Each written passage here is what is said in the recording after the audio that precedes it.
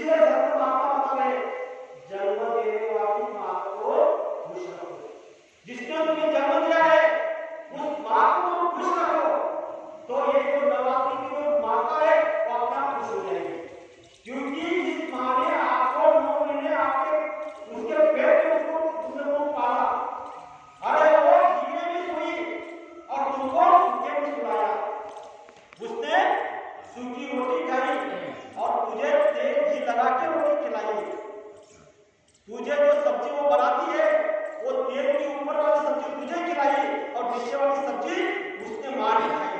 और आज उस माँ का क्या स्थिति हो गई, जब उस माँ को जब यहाँ के जो भाई बहन उसकी बहू जब उनको तकलीफ देते हैं, वृद्धाश्रम में उसको रखते हैं, तो बताओ, तो गुरु महाराज यही बात बता रहे हैं कि जब तक आप अपने माता पिता की सेवा नहीं करोगे तब तक आपका ना गुरु खुश होंगे, ना आपकी माता पिता खुश होंगे, ना आपका परिवार खुश होगा, ना भगवान खुश होगा।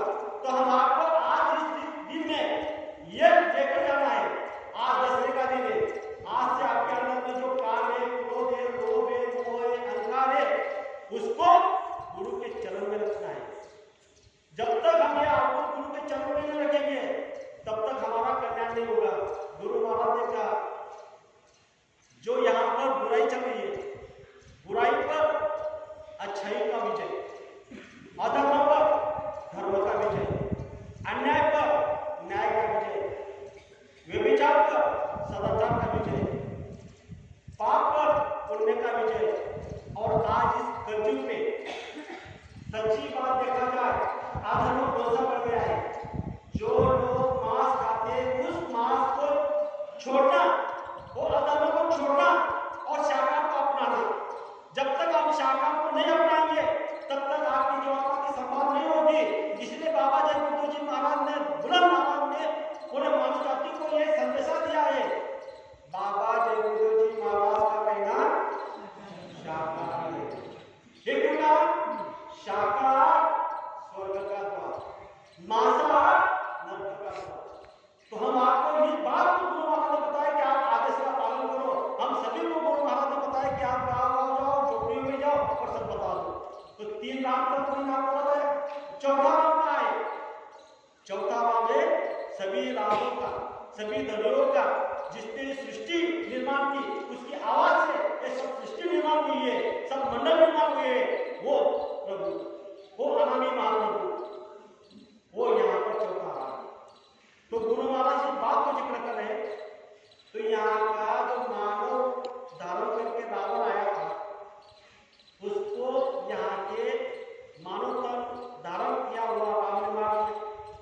दूसरा रावण का मानव त्रिपुटी ऊपर लंका, जहाँ रावण वास करे निशंक का, जहाँ त्रिपुटी स्थान है उसके ऊपर में लंका है, वहां पर वो रावण राज कर रहा है। तो ये जो पहला नाम वाला राम तो जा नहीं सकता, तो दूसरा राम कहाँ है? दूसरा राम कैसा है? जब तक दूसरा राम वहां नहीं जाएगा तो दूसरा राम गुरु महाराज ने बताया वो है आपकी आत्मा, जो आपके घर में बैठा हुआ है। इसीलिए बाबा जगबंधु जी महाराज बार-बार सभी मानव जाति को समझा रहे, यहाँ पर जो मानव है उसके शरीर की 2 आंख है, जो आत्मा का 1 आंख है, इसके शरीर के 2 कान है, जो आत्मा का 1 कान है, इसके शरीर में 2 नाक है, जो आत्मा में 1 नाक है। तो उसको जागृत करना, उसको खोलना, इसी के नाम साधना भी है। और ये साधना यहाँ पर हमारे माता पिता भाई बहन सत्संगी प्रेमी साधना करे थे। तो ये साधना के लिए गुरु महाराज ने आपको नाम दिया, और नाम देने के बाद में आपको कहा कि आप सुबह में 1 घंटा सिमरन ध्यान भजन करना, शाम में 1 घंटा सिमरन ध्यान भजन करना। तो जब आपकी जीवात्मा की कजरी साफ हो जाएगी, धीरे धीरे उसमें बल आने लग जाएगी, जब ताकत आने लग जाएगी तो वो बलवत्त हो जाएगी। तो धीरे धीरे जाकर जो दूसरा नाम का जो स्थान है उसके ऊपर में जो रावण बैठा हुआ है उसको वो समाप्त करेगा। तो ये बात हम आपको कहाँ सीखने को मिलती है? संत महात्मा के पास। जब हम संत महात्मा के पास जाते तब हमको समझ आता है इस धरती पर आज का मानव दुखी क्यों है, आज का मानव इस धरती पर दुखी क्यों है, इस पर संत महात्मा आपको बता रहे। दूसरे का धर्म और दूसरे की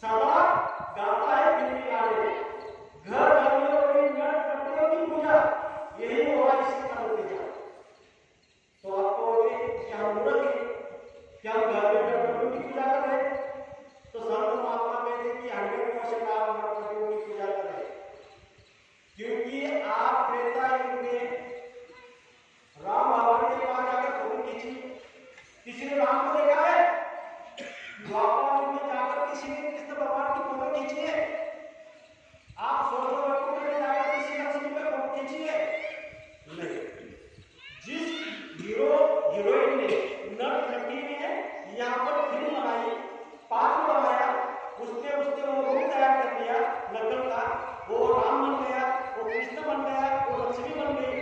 तो आपने क्या किया, उसकी फोटो की कैलेंडर बन गई, वो कैलेंडर मार्केट में आ गई और मार्केट में आकर आप अपने घर पर लगा रहे और उसके आगे क्या कर रहे, अगरबत्ती पूजा कर रहे।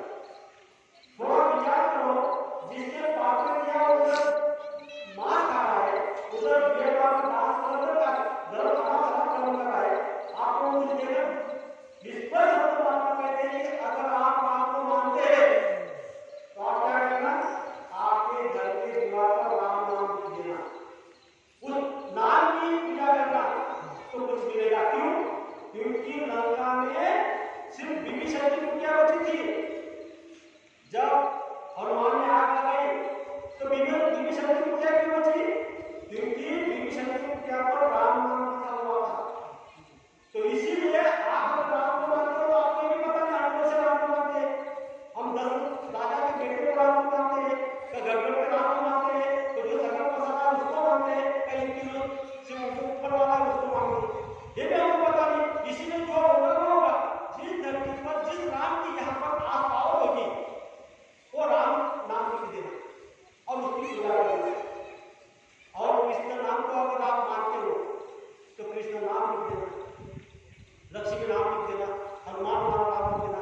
क्योंकि कलयुग केवल नाम धारा, सुनिए सुनिए रत्न भगवान, जिस नाम में जितनी पावर होगी उतनी शक्ति उतनी भक्ति आपको बनेगी। इसलिए यहाँ पर जो जागरूक, यहाँ पर जो मानव धारण किए होते हैं, अधिकारी पुरुष आते हैं, अधिकारी पुरुष को आए यहाँ पर बाबा जी तो आप बताओगे इन्होंने आपको क्या दिया? ये गुरु आपके पास ही है, ये अपनी मौत से आते हैं और अपनी मौत का प्रमाण से सुनाते हैं। क्या प्रमाण सुनाया उन्होंने? जब नींव धमकी हिलती है, कोई अस्थिर उदासी उतरती है, भूले अपने जीवों पर रहमत की नजर करते हैं। जो लोग पाप से दबी है, पाप को बुलाकर राय खुदाई चलाती है, जो काम दवा से नहीं होता वो काम दुआ से होता है। और ऐसे आगे मुझसे मिलते हैं तो बात खुदा से होती है, बात दवा से होती है। बाबा से बात कराने के लिए बाबा जी कुंडली महाराज आएंगे, मानव तन धारण करके आएंगे, क्योंकि कोई भी शक्ति यहाँ पर मानव तन धारण करके आती है तब हमको समझ में आता है। त्रेता युग में प्रभु रामचंद्र ने मानव तन धारण कर आए। अब थोड़ा विचार करो कि उस समय के लोगों ने राम को भगवान नहीं माना, क्यों नहीं माना था? ऐसा कोई भगवान होता है? अरे भगवान को उसके पिता ने बता दिया क्योंकि 14 साल वनवास चला गया, माँ का कहीं भी वो मान दिया और भरत राम जी के बेटे का। चलो मान लो तो पिता ने बता दिया कि पिता का आदेश का पालन करेंगे, तो उसका क्या करना चाहिए था? लेकिन उसको पश्चिम ओडिशा में ले गया जो माता सीता को, और नई शादी होकर वो आया हुआ था।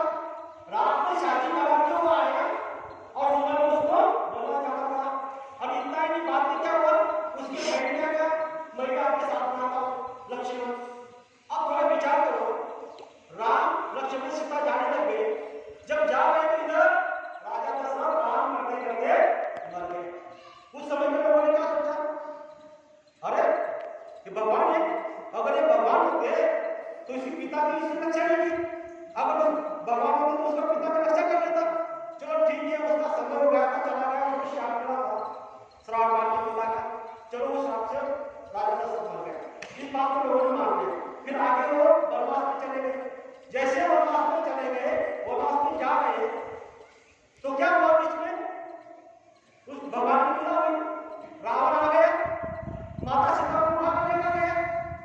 जब माता सीता को उठा कर लेकर गया, उस समय में लोगों ने क्या सोचा मालूम है? अरे ऐसा भगवान होता है? अरे जिसकी पत्नी की रक्षा नहीं कर सकता, जिसकी पत्नी को रावण उठा कर लेकर गया, ऐसा कोई भगवान होता है? जिसकी पत्नी की वो रक्षा नहीं कर सकता तो हमारी क्या रक्षा करेगा? उस समय में ये बात। फिर बाद में 14 साल वनवास में रावण को मारा। आपने रामायण टीवी चैनल में देखी होगी, तो वहां पर उस संत महात्मा आपको बता दें। और उसी समय में क्या हुआ, राम जी उसी समय में थे, रजत लीला के कारण माता सीता को क्या किया?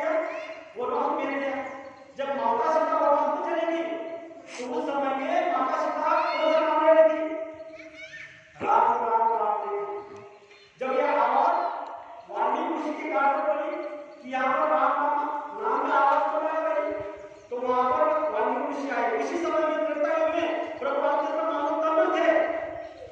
मेरा समझाने का दृष्टांत सिद्धांत बनाने का है, आप समझ लो।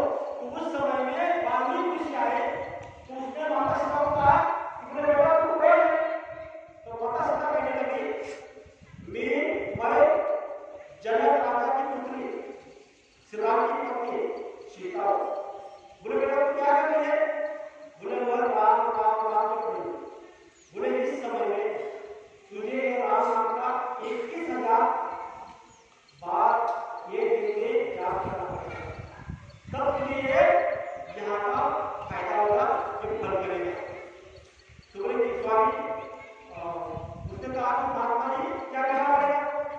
उसी समय उसी वाल्मीकि ने जिसने राम नाम को लेकर ब्रह्म पद पर चलाया था, ब्रह्म के ज्ञान पाठ में ब्रह्म समाना, उसी समय वाल्मीकि ने माता सीता को कह दिया दूसरा नाम दिया। कौन सा नाम दिया? राम रमेति रमेति, रामे रमे मनोरमे सहस्रनाम तत्तुल्यम, राम नाम बोला गया। क्या क्या? राम रमेति रमेति, रमे रामे मनोरमे सहस्रनाम तत्तुल्यम। मतलब 1,000 बार बोलेंगे तो 1,000 बार जप करने का राम का एक फल आपको मिलेगा। अगर आप 21 बार बोलेंगे तो आपका काम बन जाएगा। तो उसी समय नाम को काट दिया क्योंकि सत्य के आदि में होता है। तो राम नाम की महिमा उसी समय में बंद हो गई थी। कौन सा आदि में कम हो गई थी? राजा दशरथ बेटे के राम की महिमा कम हो गई थी। दूसरा राम की नहीं, तीसरा राम की नहीं, चौथा राम की नहीं, लेकिन संसार के लोगों